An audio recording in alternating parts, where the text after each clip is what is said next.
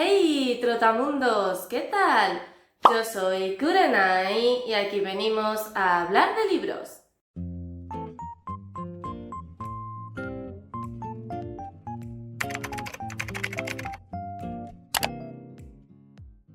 Los libros no tienen fecha de caducidad. Yo creo que esa es una máxima con la que todos los lectores estamos de acuerdo o deberíamos estarlo. Pero la realidad es que el mercado editorial cada vez nos lo pone más complicado, porque es muy difícil ir a cualquier escaparate de cualquier librería, de cualquier gran superficie y encontrarte libros que no hayan sido publicados en los últimos años. Por lo que es irremediable que los libros cada vez duren menos en esa ola de novedad. Incluso libros que en su momento han sido famosísimos, que han vendido millones de copias, que han estado por todas partes, que todo el mundo hablaba de ellos. Incluso esos libros pueden estar fácilmente condenados al olvido. Y precisamente de eso es lo que venimos a hablar en este vídeo, de 5 libros que en su momento estuvieron en todas partes, fueron muy conocidos y era prácticamente imposible entrar a cualquier librería o red social donde no estuvieran hablando de ellos y que en cambio hoy en día han sido prácticamente olvidados.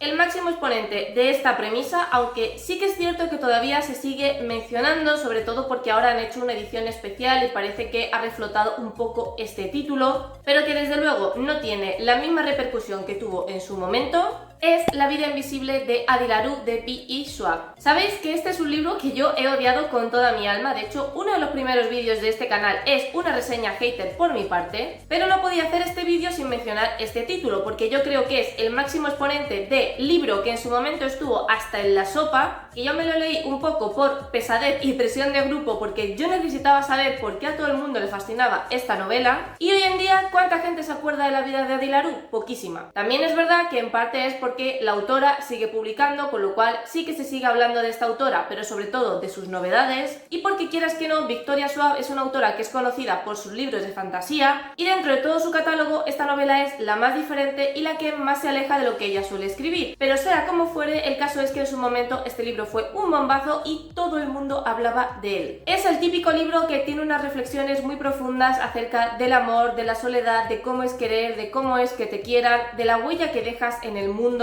de cómo aprovechamos o desaprovechamos el tiempo, de ese miedo que tenemos a la muerte y de las consecuencias de desear justo lo contrario. Además tiene una prosa muy lírica, muy poética y es el típico libro con el que mucha gente ha conectado hasta el punto de que algunas personas consideran que este libro les ha cambiado la vida o les ha cambiado la perspectiva en ciertos aspectos. La historia se ambienta en la Francia del siglo XVIII y tenemos como protagonista a Adilarú, que por el hecho de ser mujer lo único a lo que puede aspirar en la vida es a conseguir un buen marido y por lo tanto perder la poca libertad que tiene. Ella se niega por completo a que se vaya a ser su futuro, así que decide hacer un pacto con unos entes sobrenaturales que supuestamente cumplen todos tus deseos a cambio de pagar un precio. A pesar de que una mujer del pueblo le advierte de que eso es extremadamente peligroso y que especialmente tenga cuidado con no pedir esos pactos durante la noche, Adi está tan desesperada que hace oídos sordos y finalmente termina contactando con uno de esos seres de la noche, que es como una especie de diablo o demonio, aunque nunca te lo llegan a aclarar, y lo que ella le pide es tiempo para poder llevar su vida como ella quiere, tiempo para poder ser libre, para poder cumplir absolutamente todos sus sueños y no verse atrapada en un matrimonio de conveniencia. Por supuesto, este deseo termina siendo una manzana envenenada porque efectivamente este demonio, que se llama Luke, le concede tiempo, concretamente le concede la inmortalidad, pero el precio que tiene que pagar Adi es que absolutamente nadie la va a recordar. Por lo que sí, Adi tiene todo el tiempo del mundo para hacer lo que le dé la gana, pero está abocada a ser irrelevante, a que nadie la recuerde, a no poder formar vínculos con absolutamente ninguna persona. Hasta que de repente llega un día en el que Adi conoce a un librero que resulta que sí que la recuerda, porque se da cuenta de que cuando regresa a la librería el chico la reconoce, por lo que a partir de ese momento la vida de Adi cambiará por completo porque se da cuenta de que hay alguien que supuestamente ve más allá de esa maldición y tendrá que averiguar qué es lo que pasa con ese chico y por qué es diferente al resto de personas. El siguiente del que os quiero hablar no es un libro, sino que es una saga y se trata de Divergente de Verónica Roth. Y es que curiosamente, al contrario que su contemporánea Los Juegos del Hambre, Divergente es como que no ha llegado hoy en día con la misma fuerza. También es verdad que en el caso de Los Juegos del Hambre hay dos factores que juegan a su favor, y es, por un lado, que la autora ha seguido publicando libros, con lo cual ha mantenido la llama de aquella historia original, y además que, por desgracia,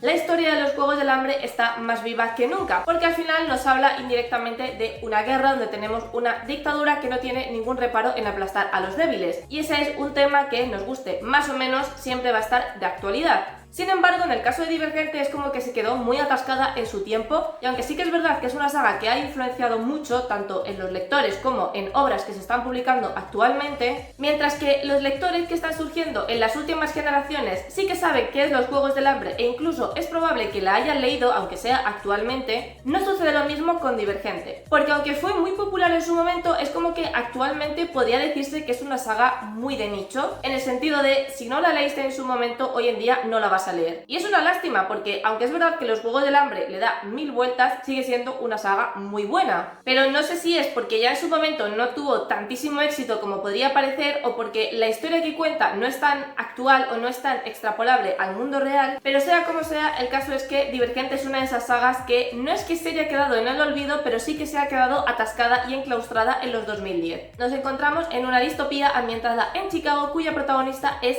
Trish. En este mundo las personas están divididas en 5 facciones, teniendo en cuenta cuál es su personalidad. La facción verdad, que evidentemente son los sinceros, los que no pueden mentir en ningún momento. Abnegación, que son los altruistas, los que ponen a los demás y el sistema en general por encima de ellos mismos. Osadía, los valientes, los impulsivos. Cordialidad, que son los pacíficos, los más amables. Y por último tenemos erudición, que evidentemente son los genios, los más inteligentes. Cuando se cumplen 16 años es cuando tienes que elegir la facción a la que perteneces. Lo normal es que te quedes en la facción en la que has nacido y a la que pertenece tu familia. Por eso cuando llega la ceremonia de Trish, todo el mundo se piensa que ella se va a quedar en abnegación, pero Trish decide irse a osadía. Entrar en esta nueva facción, que no tiene absolutamente nada que ver con abnegación, será un reto total y absoluto para Trish, porque hay muchas cosas que hacen en osadía de las que ella no tiene ni idea, como por ejemplo pelear, utilizar armas blancas, por lo que no empezará con muy buen pie su instrucción. Allí será cuando conozca a Cuatro, que es uno de los instructores que se dedicará a entrenar a los nuevos polluelos que han entrado en osadía, y de inmediato se fijará en Trish porque, al igual que el resto de gente, se pregunta qué narices hace una tía de abnegación en una facción tan radical como osadía. No solo eso, sino que mientras que está en osadía se dará cuenta de que tiene características que encajan en el resto de facciones, algo que está completamente prohibido.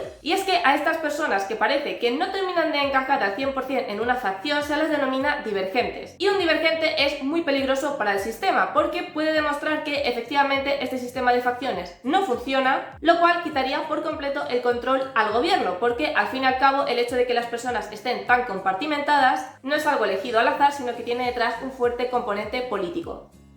Aunque el siguiente libro fue publicado hace relativamente poco, porque salió al mercado en el 2020, es un libro que en el momento en el que se publicó tuvo muchísimo boom, que todo el mundo hablaba de él, pero que enseguida pasó al olvido. Algo que es cuanto menos curioso teniendo en cuenta que el tema del olvido es bastante importante en esta novela. Y os estoy hablando de Piranesi de Susanna Clarke. Este es un libro que mezcla Dark Academia, aunque en este caso no lo consideran Dark Academia, sino Light Academia. Porque mientras que el Dark Academia no solamente tiene tonalidades en cuanto al color mucho más oscuras, sino que también habla de temas mucho más descorazonadores, trágicos, se centra más en el existencialismo, en temas mucho más oscuros y perturbadores en general, el Light Academia es como su contraparte. No solamente en cuanto a estética utiliza colores mucho más cálidos, mucho más blancos, pasteles, beige sobre todo, sino que los temas que trata también son un poco más positivos. Por eso digo que en el caso de Piranesi, aunque sí que podría marcarse dentro del Dark Academia, mucha gente lo considera más bien Light Academia. Y además no solamente es una novela que se enmarca dentro de esta estética, sino que encima lo mezcla con mitología,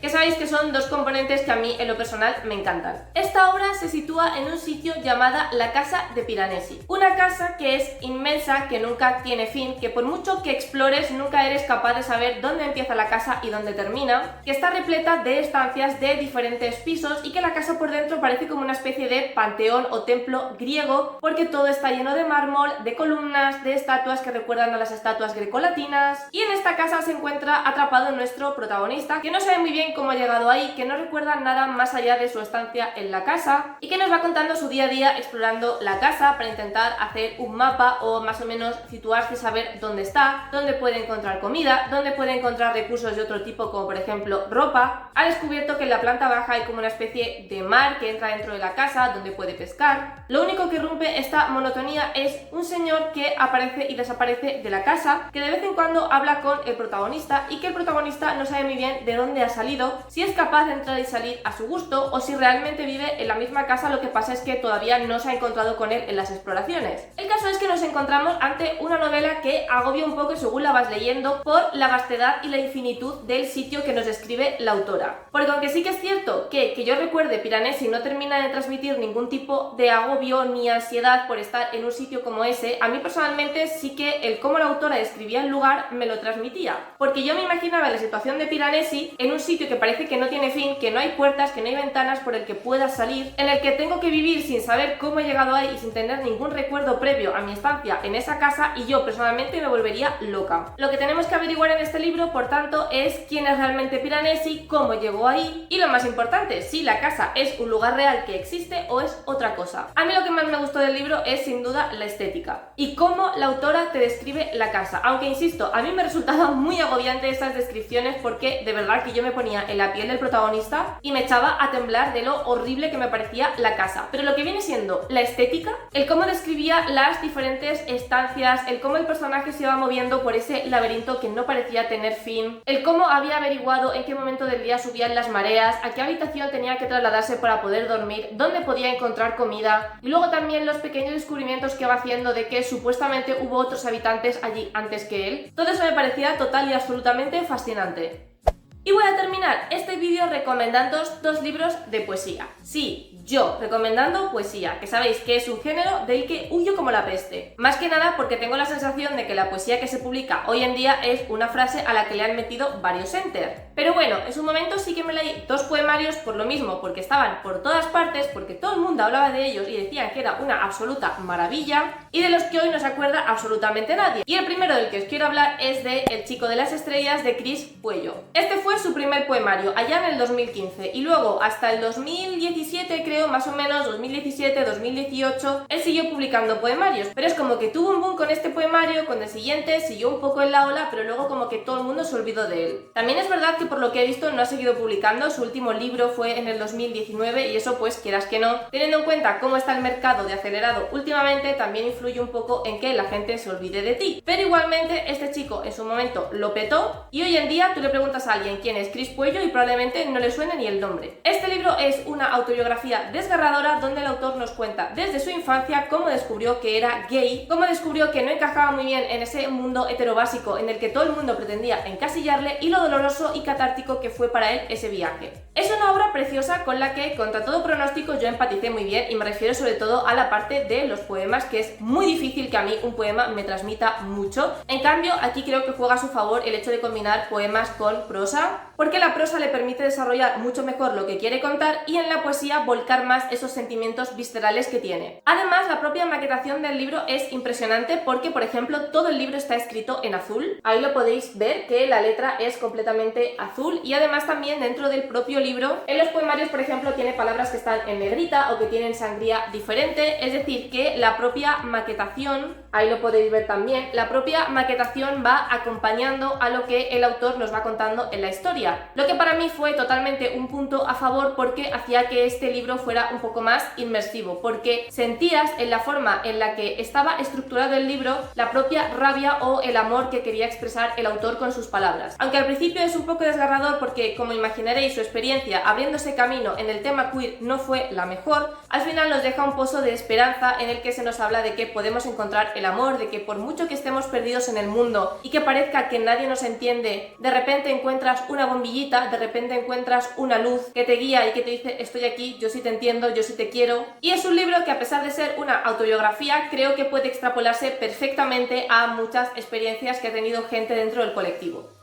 Y el último poemario, que yo lo conocí porque literalmente sus poemas estaban por todas partes. En cualquier cuenta de Instagram o de Twitter que te metieras de estas que ponen citas de libros, este poemario te digo yo que estaba 20 veces. Y es El sol y sus flores, de Rupi Kaur. Este poemario está dividido en 5 partes que hace referencia al proceso de crecimiento de una flor, porque es la metáfora que la autora utiliza para hablar de ella misma, dado que este poema también es ciertamente autobiográfico. Concretamente se divide en marchitarse, caer, enraizar, crecer y florecer. Es un poemario que habla del amor y del desamor, de lo destrozada que te sientes cuando una persona a la que quieres de repente deja de formar parte de tu vida y cuál es el proceso de tener que sanar después de eso. Pero no solamente nos habla de esto, no solamente habla de amor y desamor, sino que habla de otro tema mucho más importante para mí, que es el tema del feminismo, porque la autora nos habla desde su experiencia de todas las violencias, de todo el maltrato físico, verbal, psicológico, de todos los micromachismos que ha ido sufriendo a lo largo de su vida, de cómo se le han quedado enquistados y al fin y al cabo eso también ha marcado un poco el rumbo de sus relaciones personales y sobre todo el rumbo de sus relaciones amorosas, porque quieras que no, si al final como mujer interiorizas ciertas cosas, eso inevitablemente se va a ver reflejado en tus relaciones románticas. Es un poema visceral, es un poema desgarrador, donde de una forma absolutamente preciosa y muy lírica, la autora nos va contando todas esas experiencias que ha sufrido como mujer, enlazándolas con su vida amorosa. Así que es un poemario que no solamente es precioso y con el que la autora es capaz de expresar toda la rabia que siente dentro a través de la poesía, sino que creo que es una historia universal con el que todas podemos sentirnos identificadas de una manera u otra. Y hasta aquí los 5 libros que en su momento estaban por todas partes, pero de los que hoy no se oye hablar y en mi opinión es una lástima porque todos ellos son increíbles. Menos el de Adilaru, que para mí no es increíble, pero yo entiendo por qué a tanta gente le gusta. Así que nada, contadme qué opináis vosotros y vosotras, qué libro creéis que no debería haber caído en el olvido o qué libro consideráis que en su momento fue un boom, pero que por desgracia hoy en día nadie o prácticamente nadie habla de él. Recordad que podéis seguirme en mis redes sociales, Twitter, Instagram y el blog, donde veréis de una manera mucho más detallada todo lo que leo, que si te ha gustado este vídeo, en general te gusta el contenido de mi canal, no os olvidéis de suscribiros. Os recuerdo que vídeo todos los domingos a las 6 de la tarde hora española. Muchísimas gracias por estar un día más conmigo y nos vemos en el próximo vídeo.